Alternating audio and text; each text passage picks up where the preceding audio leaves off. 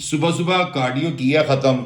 और मैं डेली कर रहा हूँ हाफ आवर कार्डियो। स्पीड जो है वो वेरीज करती है मेरी। 3 माइल्स पर आवर से मैं शुरू करता हूँ। जो इंक्लाइन है वो मेरी 4 या 5 होती है, समटाइम्स 6, बिटवीन 4 to 6 होती है इंक्लाइन। तो लेकिन ये है कि मैं स्पीड जो है वेरीज करता हूँ। 3 से मैं जाता हूँ 4 पे, कभी 5 पे, and then come back to 3। Half hour session में मैं कोई 4 से 6 दफ़ा स्पीड्स को वेरीज करता हूँ, just to confuse the heart beat. Help you burn more calories. मैंने पहले भी कई दफ़ा कहा है कि जो स्लो मूविंग कार्डियो है, this is the best form of cardio.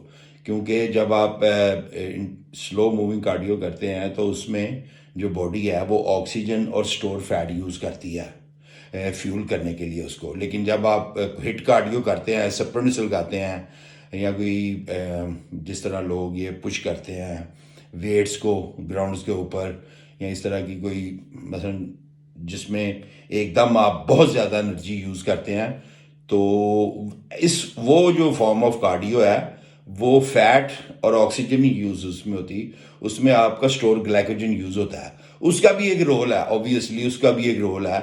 उसका ये रोल है कि जब आप बहुत ज़्यादा कैलोरीज खा रहे हैं, बहुत ज़्यादा कार्बोहाइड्रेट्स ले रहे हैं, तो आपकी जो इंसुलिन सेंसिटिविटी है वो थोड़ी सी मैसअप हो जाती है। तो जब आप हिट कार्डियो करते हैं हफ्ते में 2 दफ़ा या 3 दफ़ा, तो वो आपकी वो जो सेशन होता है स्मॉल, जिसमें फ़र्ज़ करें आप स्प्रिंट्स कर रहे हैं, तो 5 लैप्स आपने की हैं 30-30 सेकंड की, 1-1 2-2 मिनट के वक्फे से, तो उससे आपका जो ग्लाइकोजन रिजर्व है वो एम्प्टी हो जाते हैं। तो आपकी इंसुलिन सेंसिटिविटी जो है वो बेहतर हो जाती है। So you don't get fat eating more food.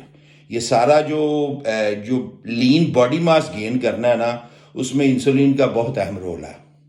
कि जितनी आपकी ऑफ सीज़न में इंसुलिन सेंसिटिविटी बेहतर होगी, उतना ज़्यादा आप न्यूट्रिएंट शटल कर सकेंगे मसल में, और मसल को ग्रो करने में हेल्प कर सकेंगे। और जितनी आपकी बॉडी फैट लेवल ऊपर जाता जाएगा, ओवर 10% और 12%, आपकी इंसुलिन सेंसिटिविटी जो है वो मैसअप हो जाएगी।